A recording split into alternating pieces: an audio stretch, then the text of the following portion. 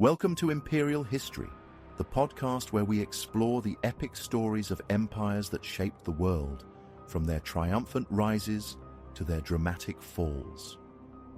I'm your host, Eric Alexander. Picture this, it's the early 7th century and the Byzantine Empire is on its knees. A contemporary chronicler, Theophanes the Confessor, captured the mood of the time with words that resonate like the toll of a funeral bell. He wrote, "The empire groaned under the weight of its enemies, like a tree bending to the ground under a violent storm." And groan it did. The Sassanids, the ancient nemesis of Rome, were sweeping across Byzantine territories like a plague of locusts. These weren't minor skirmishes or border raids.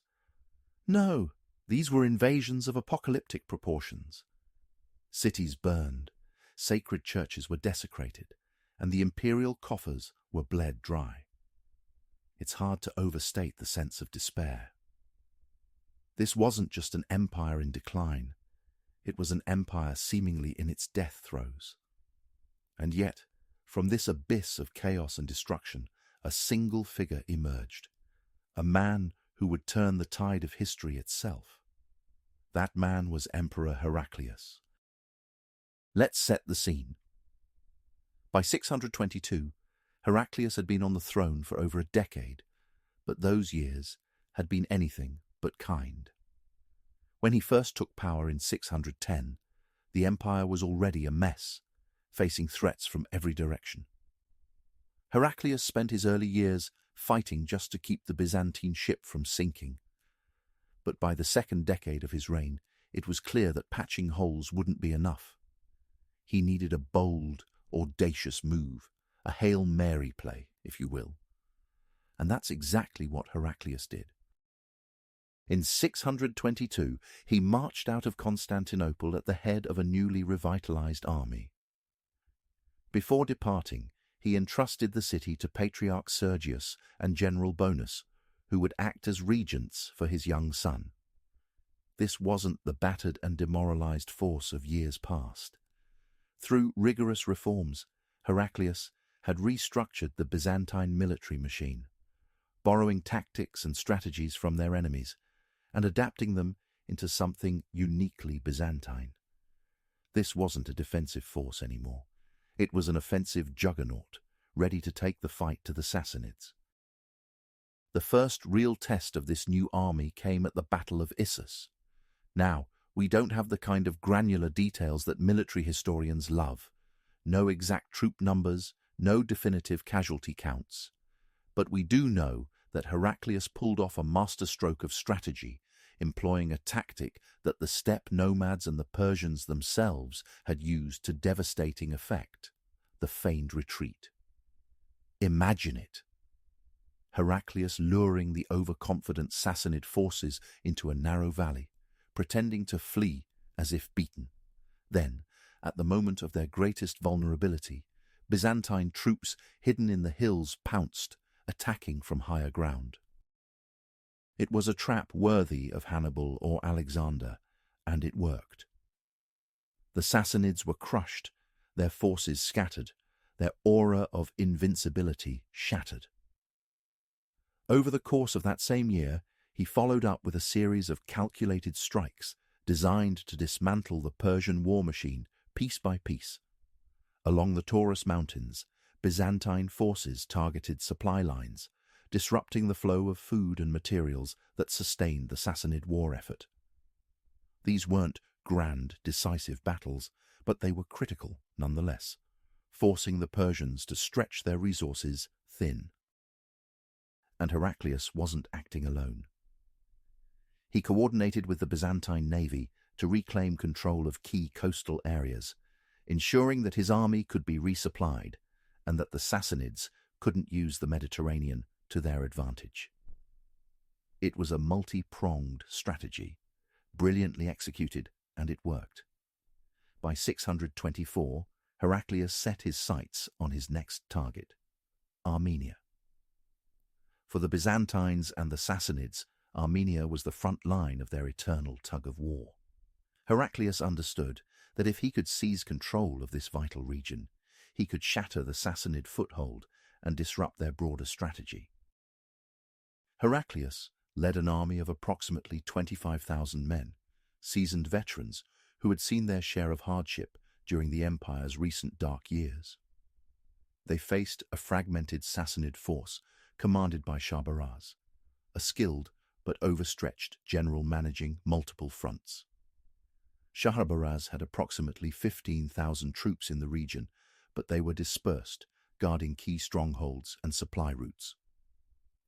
The Sassanid forces were powerful on paper, but in practice they were spread too thin, and Heraclius intended to exploit this to devastating effect.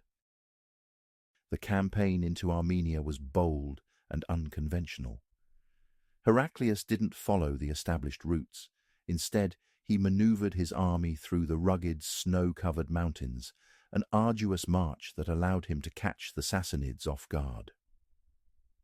The gamble paid off when Heraclius faced the Persians at the Battle of Ganzak, near the city of modern-day Takab. The clash at Ganzak was as much a psychological battle as it was physical. Shahrbaraz had sent a provincial general, Shahin, to deal with Heraclius, believing the Byzantine force wouldn't dare press deep into Sassanid-held territory. Shahin commanded a force of around 12,000 troops, a mix of Persian heavy cavalry, levied infantry, and local auxiliaries. The Byzantines feigned a retreat, a maneuver that played into Shahin's confidence. Seeing what appeared to be a fleeing enemy, the Sassanids pursued recklessly. That's when Heraclius sprang his trap.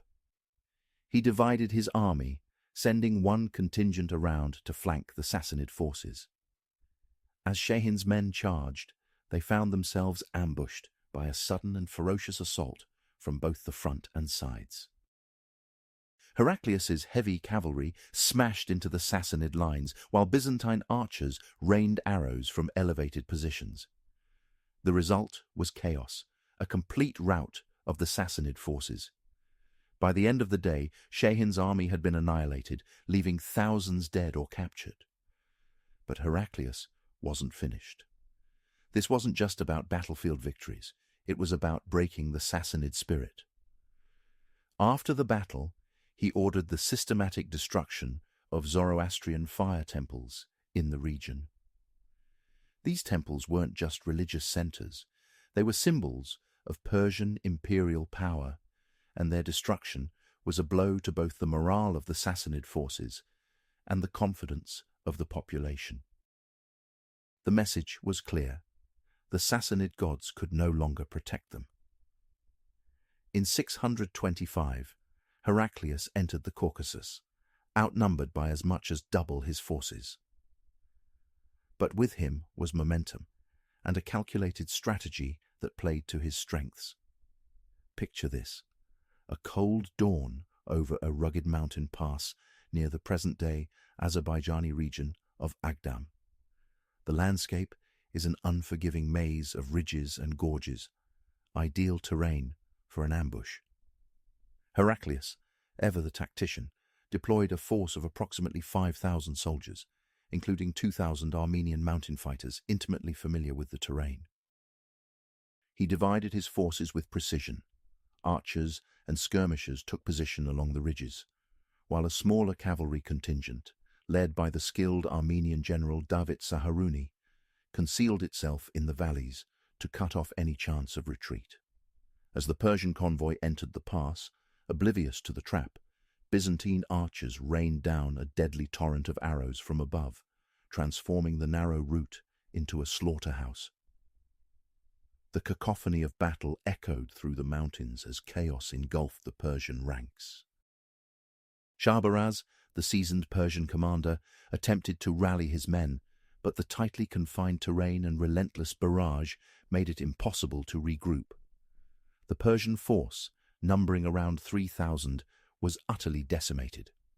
Heraclius's troops captured hundreds of pack animals, thousands of weapons, and enough provisions to fuel their campaign for months to come. This victory was more than just a tactical success. It was a testament to Heraclius's ability to adapt. The Roman army, traditionally reliant on its logistical superiority, had been retrained by Heraclius to forage and live off the land. This adaptability gave his forces the resilience they needed to continue the campaign deep into enemy territory. Buoyed by this triumph, Heraclius turned his sights on an even greater challenge, the fortified town of Archesh, strategically perched on the shores of Lake Van. Archesh was defended by a formidable garrison of approximately 6,000 soldiers. Heraclius knew that a direct assault against such a stronghold would be suicidal. Instead, he opted for deception, leveraging his growing reputation as a master strategist. He marched his main force, now bolstered to around 12,000 with reinforcements from local Armenian militias, to the gates of Archesh. Then, in a calculated move, he staged a mock retreat. Believing the Byzantines to be in full flight, the Persian defenders took the bait and pursued, leaving the safety of their fortifications. The retreat was a ruse. Heraclius had hidden a contingent of 2,000 cavalry, and as Sassanid forces exited the safety of their walls, the hidden cavalry struck like a thunderclap, enveloping the Persian troops in a classic pincer maneuver. Meanwhile, Heraclius's main force turned and charged, catching the Persians in a devastating crossfire. By nightfall, the garrison was shattered, and the fortress of Archesh fell into Byzantine hands. With victories mounting in his favor, Heraclius's diplomatic overtures paid off. The Gokturks, led by the Khagan Tongyabgu, were no strangers to the Sassanids. For years, they had tested the eastern fringes of the Persian Empire, probing its vulnerabilities. Now, with Heraclius demonstrating that the Sassanids were not invincible, the Gokturks saw an opportunity to strike a decisive blow. By 625 Common Era, a formal alliance had been forged. Tongyabgu deployed an army of over 40,000 mounted warriors to support Heraclius, creating a two-front war that stretched the Persian military to its limits. But the stage for the next act of this epic struggle wasn't on the windswept steppes or the rugged Caucasus. It was in Constantinople, where the fate of the Byzantine Empire would be decided in the summer of 626. At this point, things are not looking good for Khosrow II. In a complete reversal of roles, you have on one side Heraclius, the Byzantine emperor who's no longer playing defense.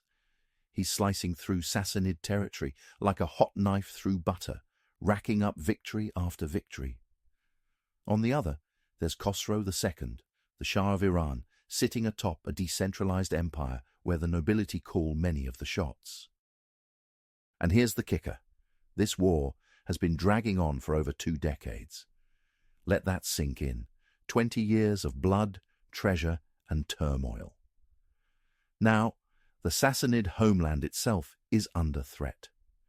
It's the kind of existential crisis that would test even the most seasoned ruler. To make matters worse, as if Byzantine forces weren't enough, a horde of 40,000 Turks has entered the fray, and they're siding with Heraclius. These aren't minor raids, these are full-blown invasions, destabilizing entire regions. Villages burned, supply lines severed, and the once mighty Sassanid military stretched thin. Khosrow has to act, and fast. But what can he do? His empire isn't a tightly centralized machine like Byzantium. It's a patchwork quilt of semi-independent nobles who've been footing the bill for this war, and are getting increasingly fed up with the whole ordeal. And let's talk about those nobles. These aren't your garden variety aristocrats. They're more like feudal lords with their own armies and territories. Historically, they've had a lot of autonomy, and they've liked it that way. Now Khosrow's asking them for more taxes, more soldiers, and more loyalty, all while the empire's borders are crumbling. Resentment is brewing. They're looking at Khosrow and thinking, is this guy really the leader we need right now? Some of them are even starting to plot behind his back, whispering deals with the enemy. It's treacherous, it's messy, and it's happening at the worst possible time. Meanwhile, morale is tanking across the board. Refugees are pouring in from the front lines, telling tales of slaughter and destruction. These aren't just military setbacks. These are psychological gut punches to the empire. And the soldiers? Many of them are conscripts, farmers turned fighters, who never signed up for this kind of prolonged losing battle. They're tired, demoralized, and starting to wonder if they're fighting for a lost cause. But Khosrow's not ready to roll over. Desperation breeds boldness, and he hatches a plan so audacious it might just work.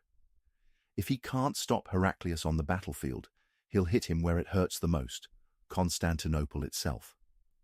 That's right, Khosrow teams up with the Avars and the Slavs, gathering a coalition to launch a direct assault on the Byzantine capital. The logic is simple. Take Constantinople, and the war is over. The Byzantine Empire would be shattered, and Khosrow's empire could rise from the ashes. But here's the thing about bold plans. They're only as good as the execution. Constantinople isn't just any city. It's a fortress. Its walls are legendary, and its defenders are some of the most disciplined soldiers of the era. And then there's the internal problem. Khosrow's own house isn't in order. The nobility, still seething from the heavy-handed demands of the war, are on the verge of open rebellion. Some of them are cutting secret deals with Heraclius, hedging their bets in case Khosrow fails. So, as the coalition's siege on Constantinople unfolds, the stakes couldn't be higher. This isn't just a battle for territory, it's a battle for survival, not just for the Sassanid Empire, but for Khosrow's very legacy. He's fighting on two fronts against a relentless external enemy and an increasingly disloyal internal elite. It's the kind of high-stakes drama that only history can deliver, and at this moment, the Sassanid Empire's fate hangs by the thinnest of threads. Khosrow's generals Shah-Baraz and Shahin directed the Persian forces, positioning their armies on the eastern banks of the Bosporus. Meanwhile, the Avars, led by their Khagan, brought tens of thousands of warriors, along with siege engines and Slavic reinforcements, to assault the Theodosian walls from the west. The combined forces likely numbered over 80,000, a staggering number compared to Constantinople's defenders, estimated at 12,000 to 15,000. But the Byzantine capital held critical advantages that would prove insurmountable. Here's the thing about Constantinople. It wasn't just a city, it was a fortress. The Theodosian walls, constructed in the 5th century under Emperor Theodosius II, were a masterpiece of defensive engineering. These formidable walls formed a triple-layered defense system. The outermost wall was preceded by a wide moat, often filled with water, designed to hinder advancing troops and siege equipment. Behind the moat stood the outer wall, a sturdy barrier tall enough to repel initial attacks. Finally, the innermost wall, towering over the others, was reinforced with massive towers spaced at regular intervals, providing elevated positions for archers and siege weapons. The design of these walls made them nearly impregnable. Attackers had to first navigate the moat, then breach the outer wall while enduring missile fire from above, and finally face the towering inner wall, all under constant assault from Byzantine defenders. In addition, Constantinople was surrounded by water on 3 sides, further limiting the avenues of attack. The city's naval superiority added another layer of protection. The Byzantine navy, armed with the fearsome incendiary weapon known as Greek fire, could intercept enemy ships and maintain control of the surrounding seas. Constantinople's defenders also had access to vast reserves of supplies stored within the city's walls, allowing them to endure prolonged sieges. Moreover, the morale and unity of its inhabitants were bolstered by their deep religious conviction. For many Byzantines, the city's survival was not just a matter of politics, but a divine mandate. In the face of this daunting defense system, the coalition of Persian, Avar, and Slavic forces would find that sheer numbers were not enough to overcome Constantinople's unparalleled fortifications. The Byzantine navy, commanded by Admiral Bonus, maintained absolute control over the Bosporus and the Golden Horn. Equipped with fast dromon ships, the fleet patrolled the waterways, intercepting Persian attempts to ferry troops across the strait and cutting off the Avars from their allies. This naval dominance was crucial, as neither the Sassanids nor the Avars were naval powers. The Avars, a land-based nomadic force, lacked the expertise and resources to challenge the Byzantine fleet. The Sassanids, though formidable on land, had never developed a significant navy and were thus incapable of mounting a maritime challenge to aid their allies effectively. Naval skirmishes played out daily, with Byzantine ships repelling every attempt by the Persians to cross the Bosporus. This maritime superiority ensured that the Sassanid forces remained confined to the eastern banks of the Bosporus, unable to coordinate with the Avars or directly support the siege. Moreover, the geography of the region further hindered the Sassanids. Without control of the seas, they could not bypass the city to enter Greece, a maneuver that might have allowed them to outflank the Byzantines and apply greater pressure on the capital. Inside Constantinople, Patriarch Sergius and the city's military governor, Bonus, organized a desperate but effective defense. The Theodosian walls, triple-layered fortifications that had withstood centuries of assaults, proved their worth once again. Avar siege towers and battering rams were met with relentless counterattacks by the defenders, who hurled stones, flaming projectiles, and boiling oil from the battlements. In one memorable incident, the Avars attempted a massive assault, bringing dozens of siege towers to the walls under the cover of night. But Byzantine scouts detected the movement, and defenders unleashed a withering barrage that destroyed the towers before they could reach the walls.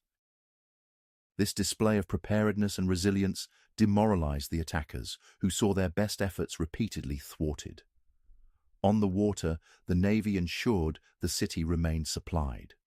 Grain ships from the Aegean, keeping the population fed and morale high. This logistical lifeline was another testament to the critical role of Byzantine naval power in the city's defense. For weeks, the Persians and Avars battered the city, their frustration mounting with each failed assault.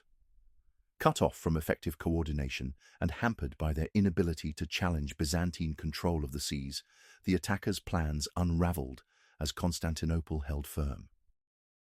The Avars, unable to breach the mighty Theodosian walls, began to lose heart. Those walls, monuments to centuries of Byzantine engineering and determination, stood as an unbreakable line between the attackers and their prize. The relentless failures, the ceaseless counterattacks from the defenders, and the sheer futility of their siege machinery gnawed at their morale.